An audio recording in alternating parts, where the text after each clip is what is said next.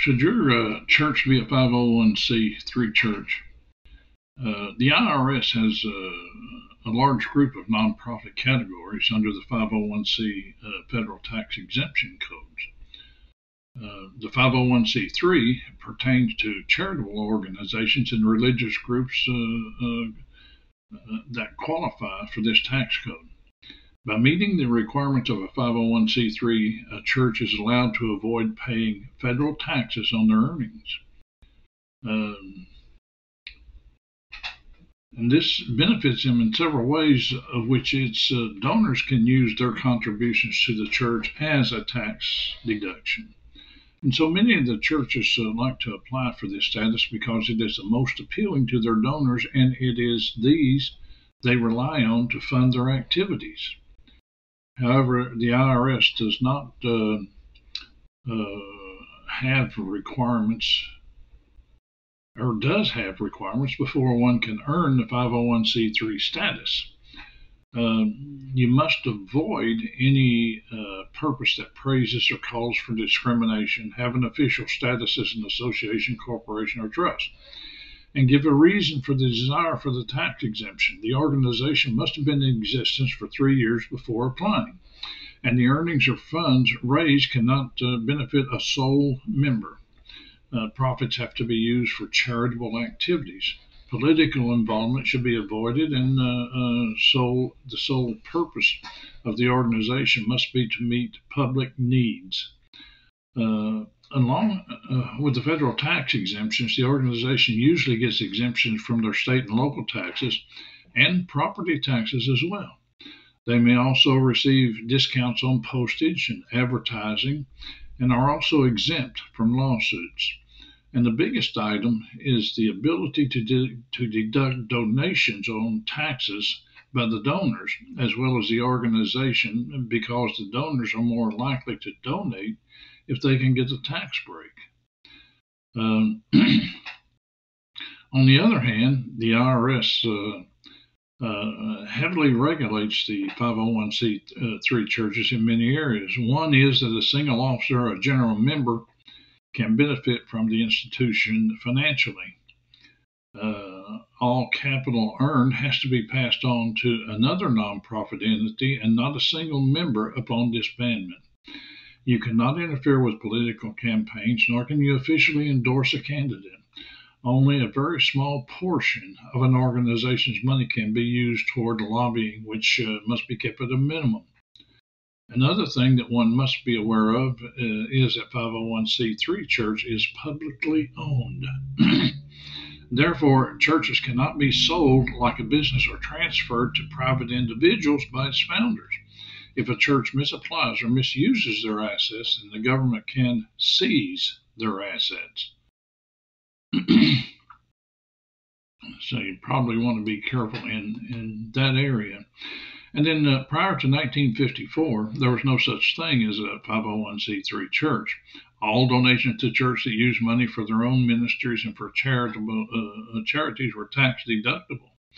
It was Senator Lyndon Baines Johnson, a Democrat in Texas, that sponsored legislation that brought churches under the new 501c3 part of the Internal Revenue Code. With this new status, churches could incorporate and they could be sued in a legal action. This was a so-called benefit of the new law. The sad thing is that churches could not be sued even before the 501c3 law. It appears that this so-called limited liability was just a front to get churches to incorporate. It is not surprising that 90% of churches today are 501c3 churches that operate under government law, and only 10% are free churches. And to me, that is amazing. Looking at the 501c3 churches, we find the supreme authority over legal as well as theological matters is the government. When a church accepts a 501c3 status, it is a binding agreement and contract between the government and the church. And because of this contract, some pastors think they can say anything they wish from the pulpits, but they do so at their own peril. They have a contract with the government, and when in violation, they are lawbreakers and civil criminals, and they and their church can be held liable. So let's look at the 501c3 church. If you are in one, you need to know that a 501c3 church is incorporated and is a corporation of the state. That means the creator of your church is the state. Therefore, the state is the sole authority and the sovereign head over your church. I always thought Jesus Christ was the sovereign head over our churches. Anyway, this makes the church subject to the laws of the state, which limits its powers. Your church was created for the benefit of the public and is a state franchise. Your church submits to a state charter that declares it to be a creature of the state, and it has no constitutionally protected rights. And because your church is now a 501c3 corporation, you have no constitutional rights. So you have no freedom of speech or freedom of religion rights, and no Fifth Amendment rights. If the IRS tells you that you cannot say something from the pulpit, then you don't have any rights to argue against the state, and you are bound by a lawful contract to keep silent. In 1954, Congress approved an amendment by Senator Lyndon Johnson to prohibit 501c3 organizations, which includes charities and churches, from engaging in any political activity. There have been changes since then, but in 1987, Congress amended the language to clarify that the prohibition also applies to statements opposing candidates. Currently, the law prohibits political campaign activity by charities and churches by defining 501c3 organization as one which does not participate in or intervene in, including publishing or distributing statements, any political campaign on behalf of or in opposition to any candidate for public office. So there are pastors that violate the political campaigning regulations. Some say they're just going to preach what they want and do it.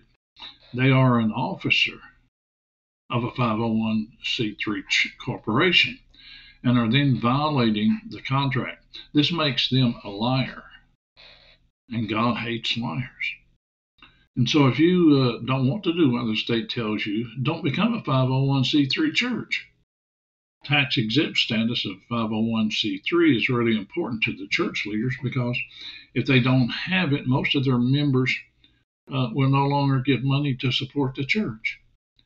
And churches want to be tax-exempt and file for 501c3 status, therefore willingly surrender to the state the right to dictate to the church what it can and cannot preach about. When a church accepts a 501c3 status, that church waives its freedom of speech, it waives its freedom of religion, of all things, and it waives its rights to influence legislators and the legislation they craft. And it waives its constitutionally guaranteed rights. It is no longer free to speak to the vital issues of the day. It becomes controlled by a spirit of fear that if it doesn't toe the line with the IRS, it will lose its tax-exempt status. It becomes a state church and is now controlled by the state. According to the IRS, the 501c3 Christian churches, ministries, and organizations may not do the following. They may not expose conspiracies. They may not say or publish anything negative about any politician, Republican or Democrat. They may not criticize government agencies and bureaus. That means the IRS, the FBI, the BATF, the CIA, the EPA, the DEA, the OSHA, DOJ, and so on. They may not criticize an institution of government such as the White House, the Congress, the Federal Reserve Board, or the Supreme Court. They may not encourage citizens to call or write their congressman, senator, governor, mayor, or other political official. They may not criticize or oppose any proposed or pending bill or legislation that would take away the rights and freedoms of the people. They may not make disparaging remarks about or criticize any other faith, group, cult, or religion. Wow. And they may not expose or criticize the New Age movement. They may not support or encourage a law-abiding citizens' militia, even though this is constitutional. They may not support or encourage the Second Amendment, the right of the people to keep and bear arms. They may not discourage young women from getting an abortion or endorse the pro-life movement. Wow. They may not teach that abortion, especially partial birth abortion, is murder and is the killing of innocent babies. That's directly against the Bible, don't you see? And they may not identify homosexuality as a sin and an abomination to God. They may not express an opinion on any subject or issue. They may not appeal to people's emotions by employing the evangelization method, not considered a reasonable approach by the IRS, and by that it means you cannot appeal to the people's emotion with this fire and brimstone preaching. Wow. They may not discuss or identify threats to Christianity. They may not discuss subjects or topics the IRS deems sensationalist. They may not criticize well-known public figures or institutions the IRS deems worthy, such as the super-rich elite, the international bankers, Hollywood movie industries, and so on. They may not publish or broadcast information on any topic without giving credence to the opposing viewpoints of Christ's enemies. They may not publish and offer books, tapes, or products that expose the elitist plot against humanity and God. They may not criticize the Pope or the Vatican, or contrast the New Catholic Catechism with the truths found in the Holy Bible. And note that only liberal churches are permitted by the IRS to criticize the Catholic Church. They may not criticize the United Nations or such globalist groups as the Council on Foreign Relations, the Bilderbergers, and the Trilateral Commission. They may not criticize the Masonic Lodge and the Order of Skull and Bones or other secret societies. And you find that these are ones that actually worship Lucifer, of all things. And they may not highlight or otherwise bring attention to immorality of public officials or corruption in the government. And let me back up just a minute. They cannot criticize the Masonic Lodge and the Order of the Skull and Bones or other secret societies. And the Masonic Lodge, these all descend from the Masonic Lodge. The Masonic Lodge, from the 30th degree upward, teaches that they worship Lucifer. And most of these in government positions, most of our presidents, nearly all of them, are members of the 33rd degree Freemasons, which means they have sworn to worship Lucifer. Okay, so let me go on. They may not complain of government wrongdoing or injustice such as happened at Waco, Ruby Ridge, and elsewhere. They may not criticize the Jewish ADL or the Jewish lobby groups. They may not say anything positive about religious right or the Patriot movement. They may not support home schooling, home churches, or unregistered churches. They may not spend money on missionary projects or charitable causes not approved by the IRS. They may not promote or encourage alternative health care, such as herbs, vitamins, and so on. They may not expose false teachings of any kind by anyone. And, maybe that's the reason some of these churches are not exposing all these false teachers, in all these false churches and all these Lucifer worshippers like the Freemasons, and there's many others. This is amazing. And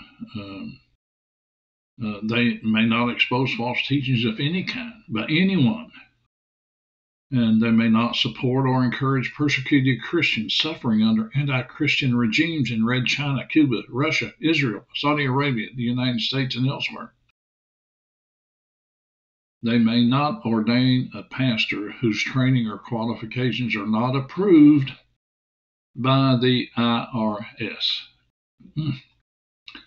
And they may not advocate or teach any Bible doctrine that is politically or religiously incorrect or is inconsistent with public policy, such as abortion, feminism, gay rights, and so on, currently being enforced by the IRS.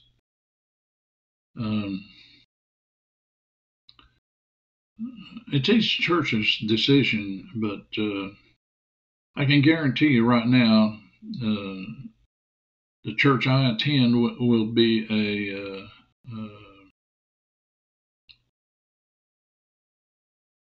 not be a 501c3. It's kind of ridiculous. Okay, so what this says, if you are a 501c3 church and violate the things prohibited by the government, then that makes you a liar. And guess what? God hates liars. Thank you for listening. And I hope you receive some benefits from this. Thank you.